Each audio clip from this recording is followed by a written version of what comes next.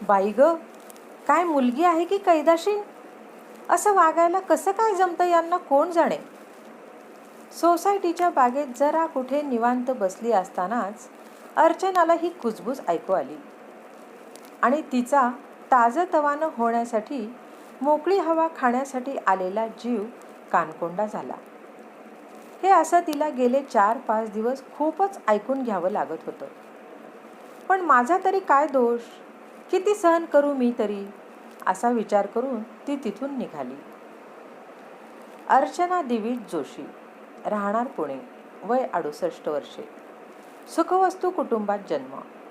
त्यानंतर शाळेची नोकरी आणि लग्न एकदमच झालं. सासर पण उत्तम होतं. सासू सासरे नशिबाने चांगले मिळतात तसेच होते. मात्र ते लवकर निवर्तले.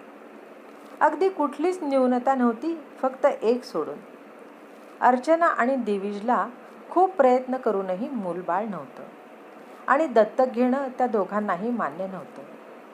अशातच एक दिवस अर्चनाचे वडील स्वर्गवासी झाले आणि अर्चनाची आई म्हणजेच वसुंधराताईंना त्या नको नको म्हणत असतानाही हे दोघे आपल्या घरी कायमचं राहायला घेऊन आले. त्यानंतर वसुंधराताई त्यांच्या घरातला एक अविभाज्य भागच होऊन गेल्या.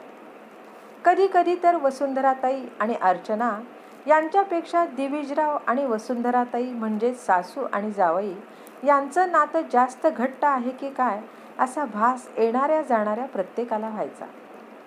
वसुंधराताई म्हणायच्या सुद्धा, अर्चू किती करतेस ग माझं? अगं इतका लळा नको लावू की जाताना जीव घुटमळेल तुझ्यासाठी. मी तुझ्यासाठी लग्न करून देणं या व्यतिरिक्त काहीच करू शकले नाही ग. त्यावर अर्चना नेहमी म्हणायची, आई अगं काहीच केलं नाहीस असं का म्हणतेस? अगं किती कष्ट करून तू आणि बाबांनी शिकवलं आहे मला. इतके चांगले संस्कार, जगात वावरण्याचं बळ आणि सगळ्यात महत्त्वाचं म्हणजे दिवीजसारखा नवरा तुम्ही मला दिलात.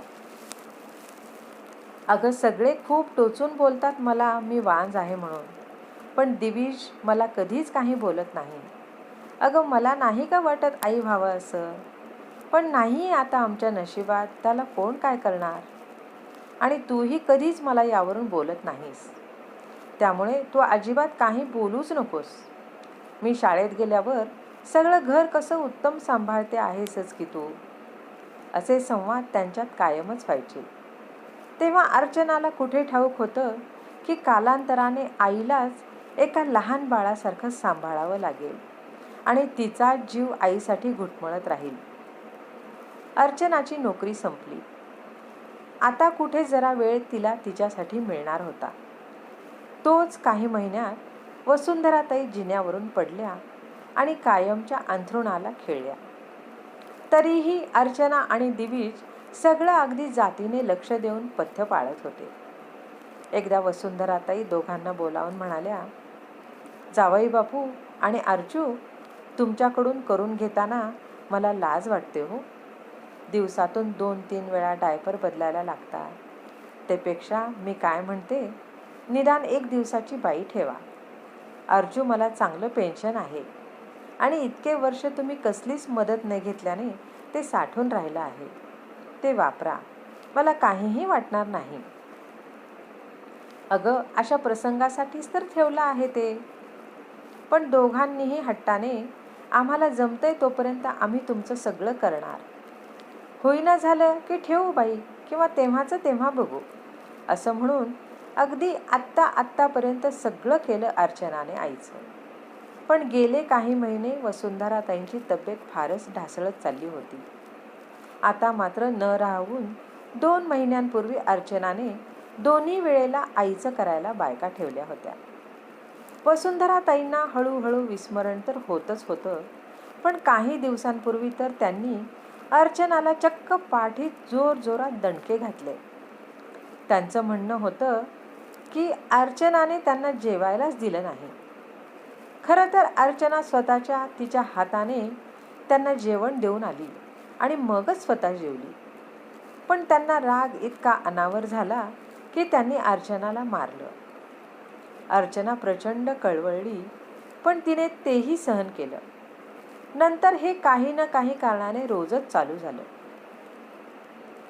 अर्चना सगळं आईच्या वयाकडे बघून सोडून देत होती. दिविजराव पण म्हातारपणामुळे होत असेल असं म्हणून दुर्लक्ष करत होते. मागच्या आठवड्यात जे झालं त्याने मात्र अर्चना सुन्न झाली. वसुंधरा ताईंना त्यांच्या ओळखीची एक बाई भेटायला आली होती. तेव्हा चक्क त्या तिला म्हणाल्या, हा माणूस माझे पेन्शनचे पैसे खातो आणि ही बाई माझं सोनं विकून पैसे उडवते. त्यावेळी मात्र दोघांनाही खूप वाईट वाटलं. दिवेश तर तेव्हापासून गप्पच झाले. त्यांना कळत नाहीये हे मान्य आहे, पण इतकं सगळं करून हेच ऐकायला मिळत असेल तर काय उपयोग याचा. शिवाय आजकाल अर्चना पण खूप जास्त तणावात दिसत होती आणि तिचं आजारी पडायचं प्रमाण वाढलं होतं. बीपीचा त्रास सुरू झाला होताच, शिवाय वयोमानानुसार गुडघे दुखायला सुरुवात झाली होती. उठता बसता तिला प्रचंड कळ गुडघ्यातून जात होती. आईचं सगळं करणं तिला कठीण झालं होतं. बायका ठेवायला हरकत नव्हती, पण वसुंधरा ताईंचं वागणं पाहून ब्युरोच्या बायका यायला तयार नव्हत्या. त्यामुळे शेवटी न राहून अर्चनाने लगेचच डिमेन्शिया असलेल्या लोकांना ठेवतात ते डे केअर सेंटर बघितलं आणि हृदयावर दगड ठेवून आईचं नाव तिथे घालून आली. तेव्हापासून सगळे तिला टोचून बोलत होते. अर्चना घरी आली तीच रडत रडत. आल्या आल्या ती दिवीजच्या गळ्यात पडून हमसून हमसून रडायला लागली. दिवीजने पण तिला मोकळं होऊ दिलं. मग तिच्यासाठी पाणी आणलं आणि काय झालं ते विचारलं. अर्चनाने बागेत घडलेला प्रकार त्याला सांगितला. त्यावर त्याने तिला शांतपणे सांगितलं, अर्चू, असं खचून नाही जायचं. आपण आईंना उत्तम ठिकाणी ठेवणार आहोत आणि तू बरीच वर्ष आईचं खूप आनंदाने सगळं केलं आहेस. कित्येकदा त्यांच्यासाठी आपण आपले कितीतरी प्लॅन्स रद्द केले आहे. आपल्याला मूलबाळ नाही, पण तू त्यांचं अगदी बाळाचं करतात त्याहीपेक्षा खूप जास्त केलंस. लोकांना यातलं सगळं माहिती असलं तरी लोकांची ही वृत्तीच असते, ते बदल स्वीकारायला तयारच नसतात. त्यांना चांगलं न दिसता पहिले या अशा गोष्टी चघळायला जास्त आवडतात. आणि एक सांगू का, आई पुढारलेल्या विचारांच्या आहेत.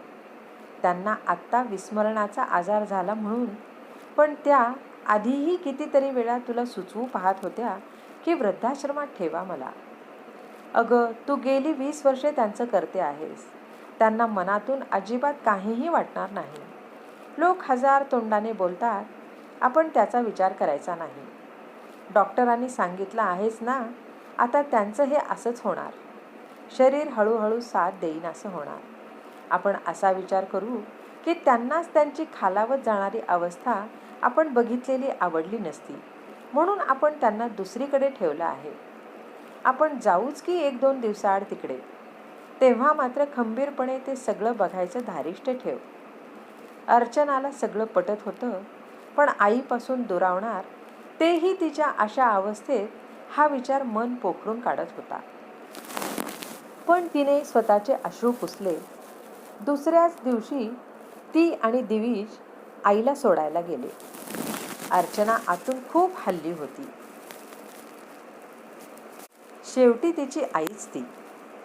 जाताना तिने आईच्या चेहऱ्यावरून मायेने हात फिरवला आणि आईचा हात हातात घेत डोळ्यातून आसवं गाळत म्हणाली, आई, निघते ग.